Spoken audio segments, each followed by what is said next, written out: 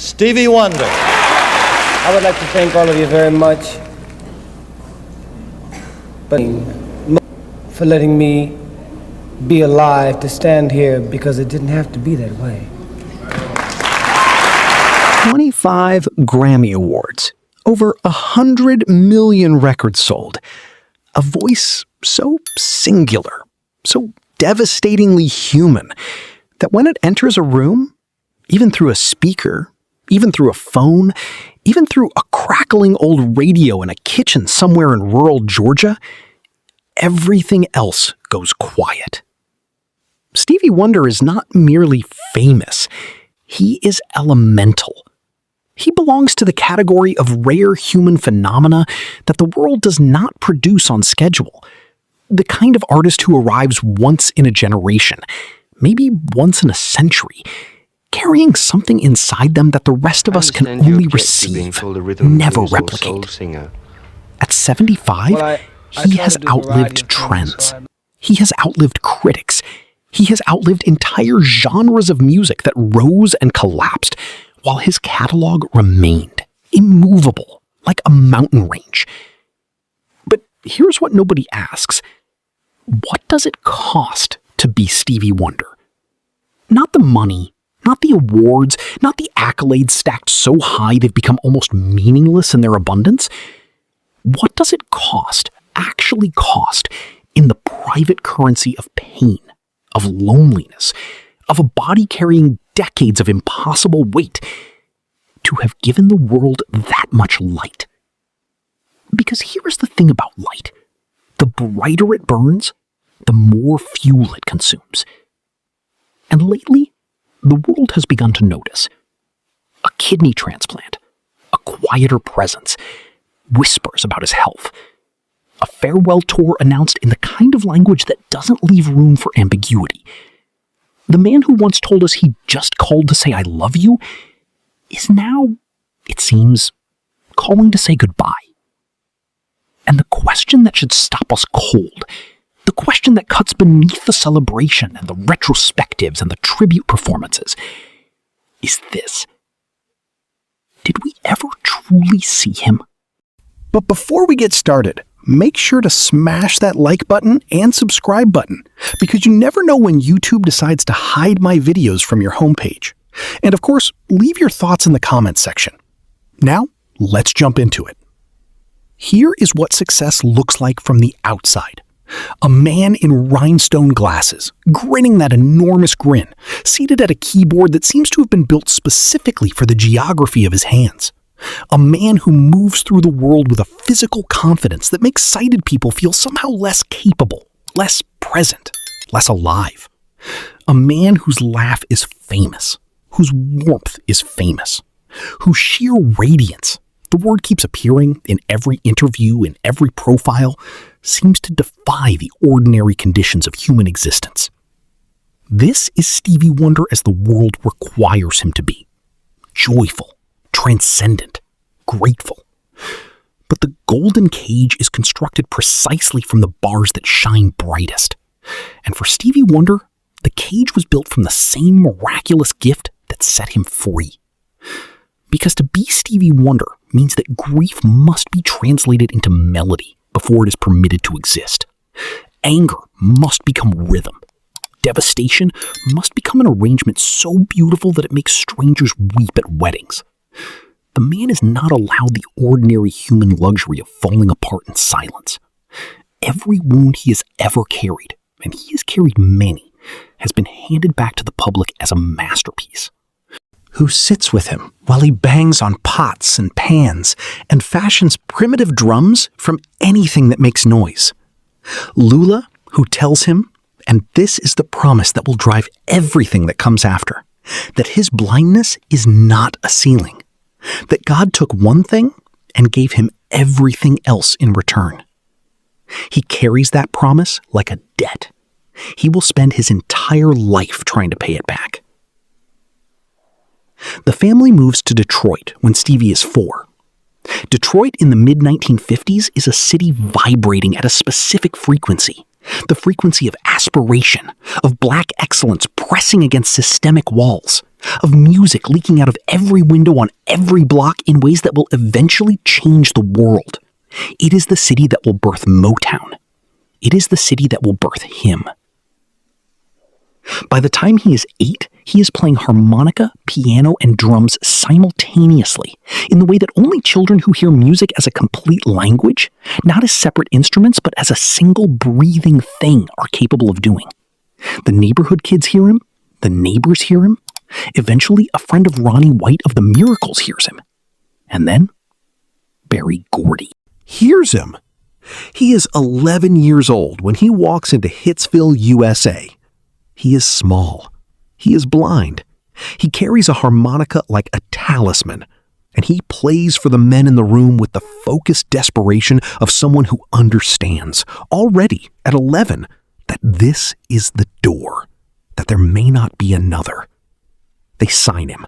They call him Little Stevie Wonder. The wonder as marketing, as spectacle, as a frame around the miracle they're not sure the world is ready to accept without a label. He is a child prodigy in a music industry that has very little interest in protecting children. Fingertips Part 2 hits number 1 in 1963. He is 13 years old. He is 13! And the machine is already consuming him. The touring schedules, the performances, the relentless demand to produce, to deliver, to be the wonder, every night, in every city, in every room full of strangers who need something from him. The debt to his mother's promise is being paid in the wrong currency, and nobody is protecting him. Here is what Stevie Wonder never fully received. Not from critics, not from industry. Not in the deepest sense from the culture at large. Respect. Not admiration. The world had oceans of admiration for him. Not affection. The world loved him with a reflexive, almost helpless devotion. But respect. The cold, architectural kind of respect that recognizes an artist as an intellectual, as a composer, as someone operating at a level of musical sophistication that rivals Bach or Duke Ellington. That was slower to come, and it came wrapped in the condescension of surprise. He wasn't supposed to be this complex. He was supposed to be the miracle, the inspirational figure, the blind boy from Saginaw who overcame. He was supposed to make people feel good. When he began making them feel challenged, when he wrested full creative control from Motown in 1971 and began releasing albums of such staggering ambition that critics scrambled to find the vocabulary, the reaction was not pure celebration.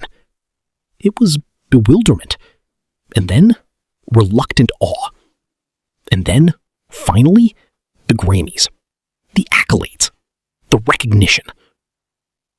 But recognition that arrives late carries a particular bruise. Because you remember the years when it wasn't there. You remember playing for rooms that wanted the hits and not the art. You remember the industry executives who looked at you and saw product, not genius. He never let them see it hurt. But it hurt. The rejection was never a single moment. It was a climate. The climate of a world that struggles to hold two truths simultaneously. That someone can be commercially beloved and artistically transcendent. That joy and depth can live in the same measure of music. And then came August 6th, 1973. He is riding in a car in North Carolina, on tour, between performances, between the endless performances, the relentless motion of a life that has not slowed since he was 11 years old. A log truck ahead loses its load. The logs come through the windshield. One strikes him directly in the head. He falls into a coma. For 4 days, the world holds its breath.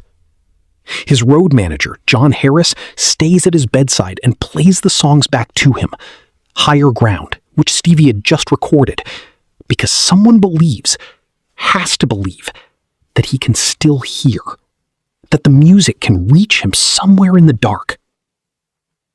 And it does. He wakes up. But not all of him comes back. He loses his sense of smell. He suffers nerve damage. He will later describe the aftermath as a kind of rebirth. But every rebirth requires a death first. Something died in that car in North Carolina. Some version of Stevie Wonder, the invincible one. The one who perhaps believed that talent was armor was left on that road. What rose in its place was rawer, more urgent, more willing to pour everything into the work, because the work had just demonstrated that it was the only truly permanent thing. Inner Visions, the album he'd been recording when the accident happened, was released 12 days later. He crawled back into the studio. He made Fulfillingness's first finale. He made songs in the key of life. He turned a near-death experience into the most celebrated creative period in the history of popular music. Because what else do you do with that much pain? You write it down. You find the key. You play it until it becomes something the world can use. Ask yourself this question. How does the most beloved man in any room become its loneliest occupant? The marriages to Sarita Wright, the complex dissolution of that, the relationship with Yolanda Simmons, the years of romantic turbulence, are not gossip. They are symptoms. They are the inevitable friction that occurs when a human being is simultaneously a monument and a person. When the world has decided who you are before you walk through the door. When every intimate relationship must negotiate with the legend first. His children, 9, are evidence of a man who wanted, desperately, to build something ordinary, to participate in the most universal human experience, to be someone's father in the uncomplicated way, the way that has nothing to do with Grammy Awards or Billboard charts. But ordinary is not available to Stevie Wonder. It never was.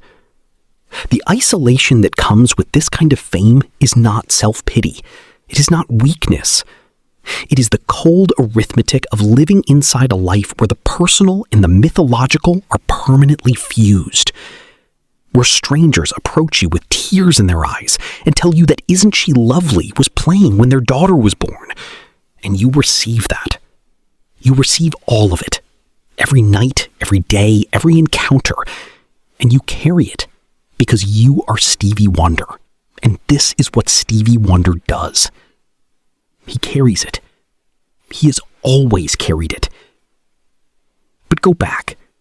Go back before the Grammys, before the Motown contract, before Detroit. Go back to Saginaw, to a specific afternoon in the early 1950s, to a room where a small blind boy is sitting alone. Again, alone in the way that blind children in poor neighborhoods in mid-century America were often alone. And he is listening. Not to music. Not yet. He is listening to the world. The way sound fills space. The way a voice changes when it enters a large room versus a small one. The way emotion travels through air and arrives in the body is something physical. Something you don't just hear but feel. In the chest. In the stomach. In the place behind the eyes where, for him, there is only darkness. He is learning something that no one can teach him. He is learning that he doesn't need sight to see the truth of things. That he can navigate the entire emotional landscape of human experience through sound alone. That the gift they took, the ordinary gift of vision that the rest of us waste on television screens and traffic, was replaced by something so extraordinary that the world will one day struggle to name it. He doesn't know this yet. He is just a boy in a room, listening. And somewhere in that listening, in that profound, hungry, desperate listening, the rest of his life is already being written. The question is whether the world, after a lifetime of receiving everything he had to give, will finally stop long enough to listen back, to really listen. before the music stops.